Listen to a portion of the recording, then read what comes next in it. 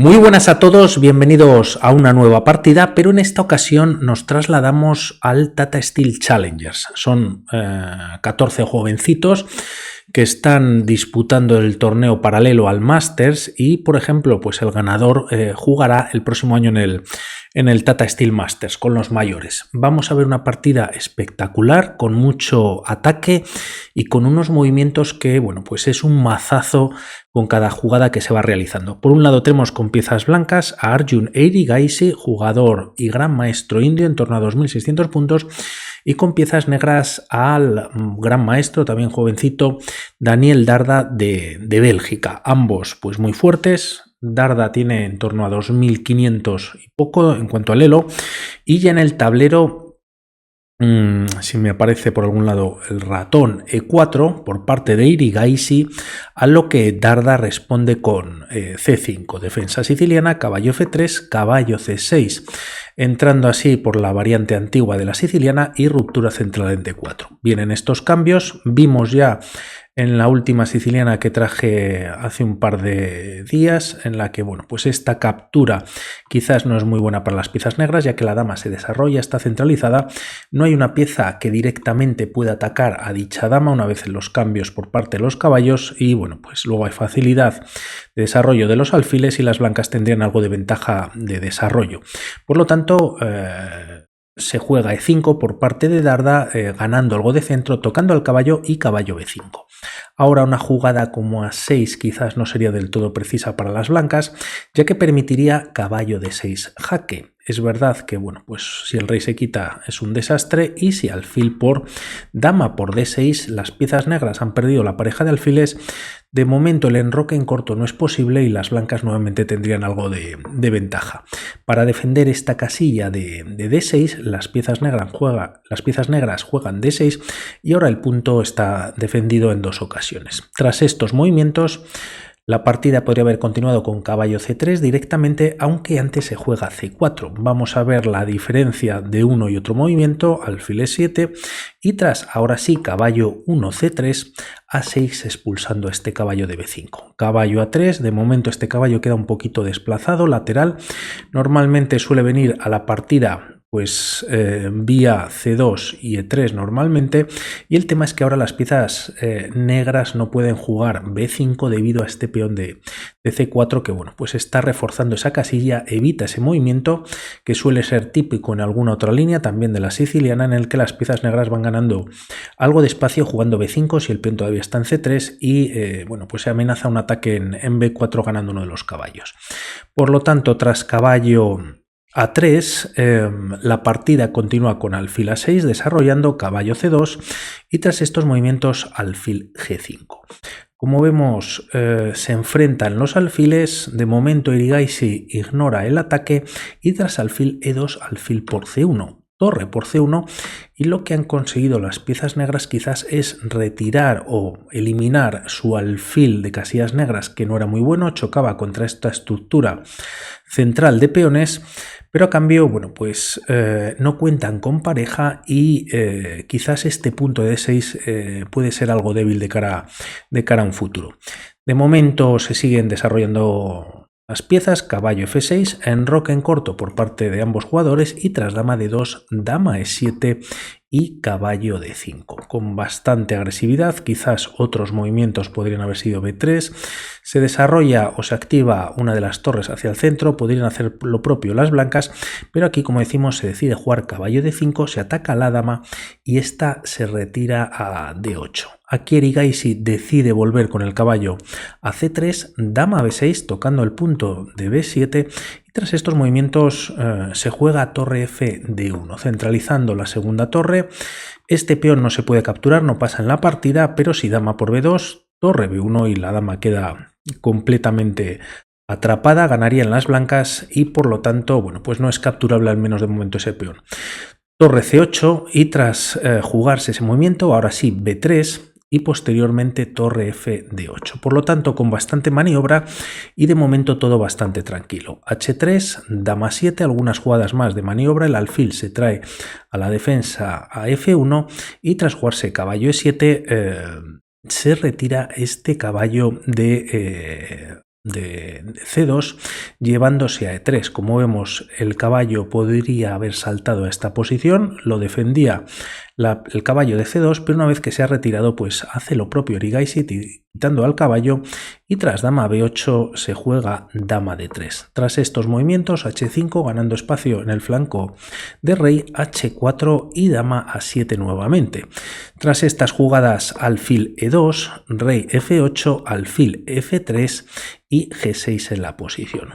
Dama D2, quizás en algún momento la dama puede entrar por el punto de H6, rey G7 para tener el rey más activo en la posición, y tras caballo E2 con este movimiento, pues bueno, por un lado se deja defender el punto de B5, lo cual Daniel Darda aprovecha directamente. Erigaisi ignora de alguna manera ese flanco de dama y a partir de ahora pues van a venir los tiros. De momento este caballo se trae hasta G3 y la idea es que, bueno, pues algún sacrificio o algo se tiene que hacer, porque de alguna manera, pues bueno, para penetrar en esta posición quizás lo tienen un poquito mal las piezas blancas. B por C4 y a esta recaptura el rey se retira a H7, quizás evitando que en algún momento uno de los dos caballos pues pueda llegar a la posición de F5, tocaría en G7 dando un jaque, aunque bueno, pues Erigaisi decide incluir una pieza más, bueno, pues si no al ataque preparándola, teniendo más activa la torre para la tercera fila, en algún momento entrando por las columnas en el flanco de rey, se presume que puede ser la columna G o F, y aquí viene la imprecisión de la partida, por un lado jugándose torre C6, dando algo de ventaja ya a las piezas negras. Quizás un movimiento como caballo eje 8 reforzando este caballo que de momento está desatendido, está sin defender, pues podría haber sido más interesante. Y de momento, tras estos movimientos, caballo F5 y ahora empieza, pues bueno, pues lo bueno, ¿no? Tras estos movimientos, ahora sí, caballo eje 8. Es verdad que el caballo está atacado por parte del peón y el alfil, pero no se debería capturar, ya que tras esta captura, pues bueno, tienes E por F5 y posteriormente, bueno, pues te está cayendo la torre de C6, también hay un ataque sobre el alfil de E6 y no es posible en esta posición. Eso en caso de capturar con el peón, y si se captura por parte del caballo en la posición, pues pasaría lo mismo, pero con el nuevamente ataque al alfil y a la torre, ¿no? El tema es que con el alfil, aunque parece que no pasa nada, por decirlo así, tampoco es una posición buena. No obstante, como la línea va a ser muy similar a lo que vamos a ver en la partida, pues lo dejamos para lo que va a venir. Por lo tanto, aquí no se puede aceptar este sacrificio, se juega caballo G8 y tras estas jugadas la partida continúa con un movimiento muy bueno por parte de Erigaisi jugando dama G5. De momento no hay ataque directo sobre las piezas negras. Alfil por F5, quizás torre B8 podía haber sido más interesante, dama C7 a fin de tener un poquito más defendidas las torres, pero como decimos, pues en esta posición se juega alfil por F5 y es un movimiento ya perdedor junto con el anterior torre C6, ¿no? Que había sido una imprecisión.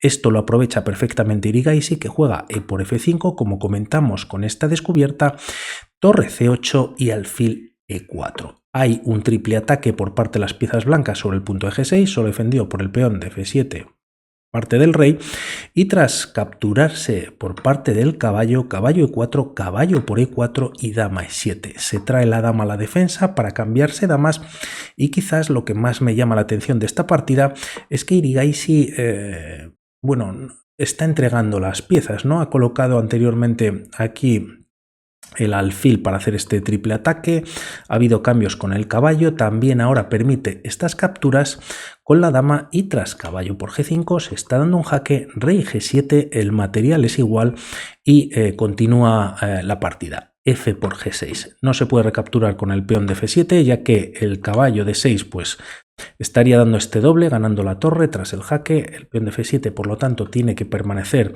en la posición, y si por ver la otra línea y si se captura con el rey, pues más de lo mismo, ¿no? Ya que se vuelve a dar un jaque a la descubierta y caería la calidad.